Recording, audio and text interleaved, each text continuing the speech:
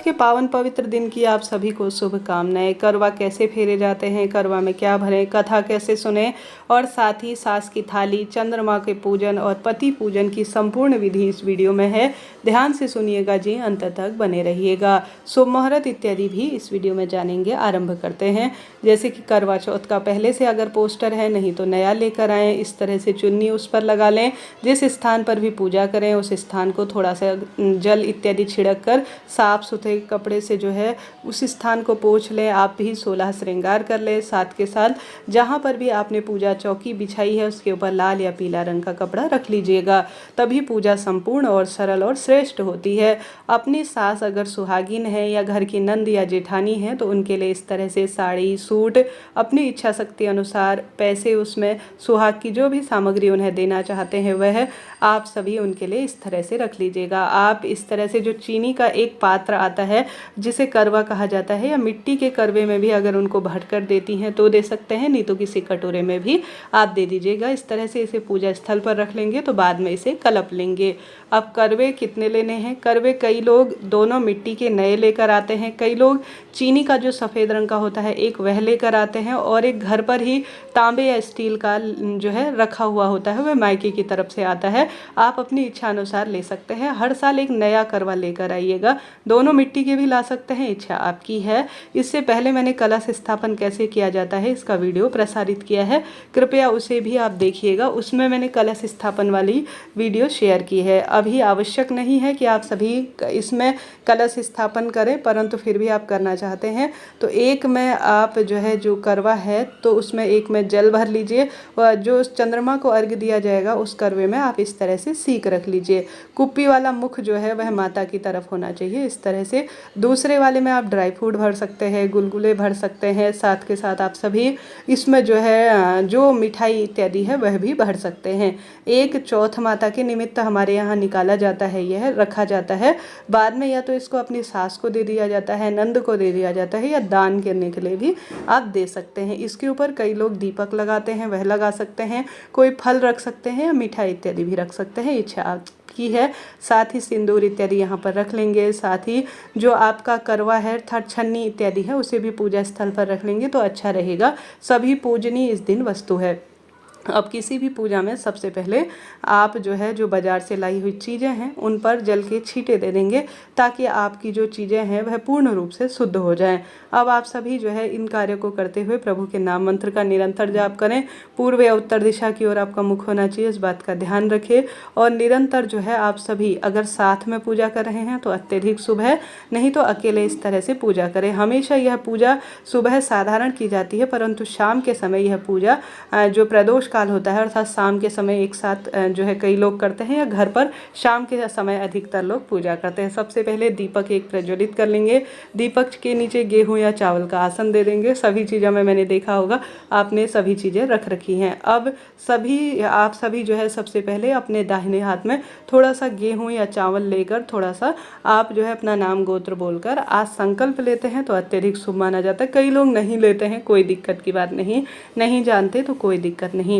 आप जो है इसके साथ साथ गणेश जी महाराज को रोली जो मूर्ति प्रतिमा है उसमें ही गणेश जी महाराज भी है और महादेव भी हैं, तो उसी में हम सभी पूजा कर लेंगे। चाहे तो आप गौरी गणेश अलग से रख सकते हैं, महादेव अलग से रख सकते हैं, इच्छा आपकी है। तो गणेश जी को सबसे पहले रोली चंदन मोली अक्षत समर्पित करेंगे। साथ ही आप सभी जो है महादेव को रोली चंदन मोले अक्षत समर्पित करेंगे।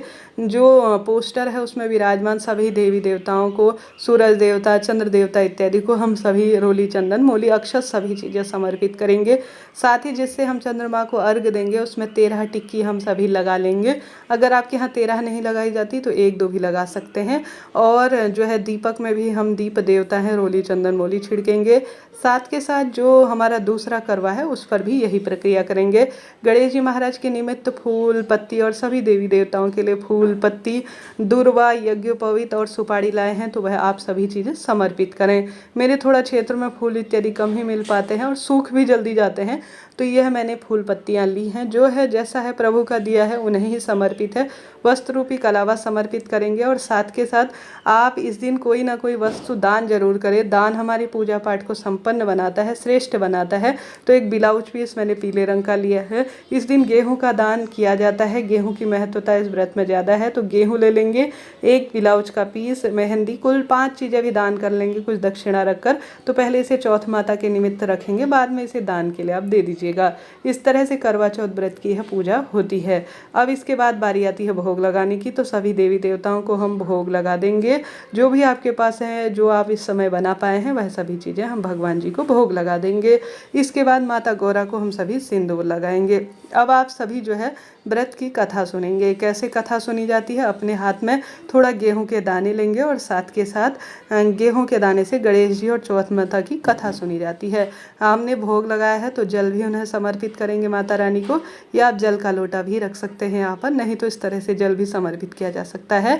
अब आप सभी जो यह गेहूं के दाने हैं कथा सुने हुए, इसे अपने पल्लू पर बांध लीजिएगा। तो इस तरह से यह जो है पूजा की जाती है। अब आप सभी जो है अपनी जो बाज़ार से आपकी जो सास के लिए आप सामान लाए हैं, सास को जो सामान कलपने का होता है उसमें रोली, चंदन, मोली, अक्षत छिड़केंगे और 3 बार अपने हाथ में जल घुमाकर जो है इसे कलपना अर्थात दान देने के स्वरूप में कहा जाता है। अब जो आपने चौथ माता को जो सिंदूर है वह अपने साड़ी से या अपनी अनामिका उंगली से लगाना है, और कई भक्तजन जो है इसमें से अपने मस्तक पर भी लगा देते हैं, जिसे सिंदूर लेने की प्रक्रिया कहा जाता है।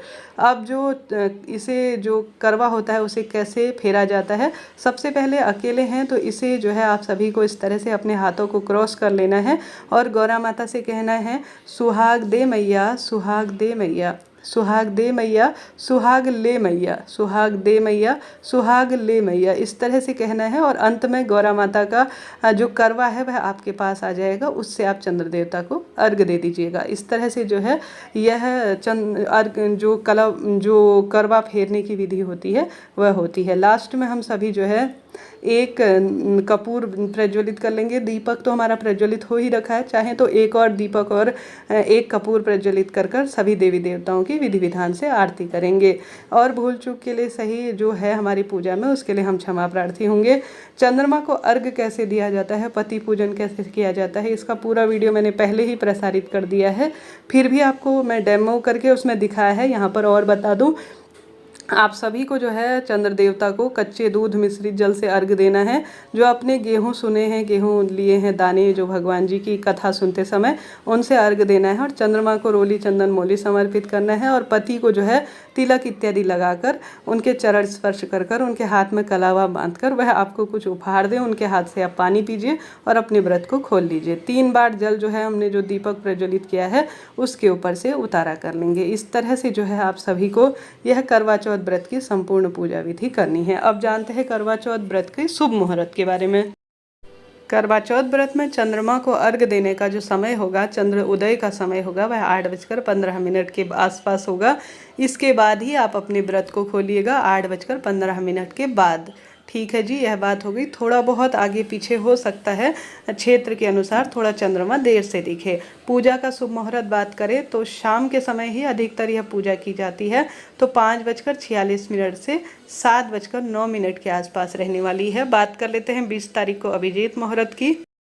तो 20 तारीख को अभिजीत मुहूर्त रहने वाला है 11:43 से 12:28 के आसपास। इस समय पूजा इत्यादि करते हैं तो इसे शुभ समय के रूप में जाना जाता है। इस तरह से यह जानकारी थी। इससे भी विशेष वीडियो कैसे कलश स्थापित किया जाता है पहले ही हो चुका है प्रसारित, कृपया आप उसे भी देखिएगा।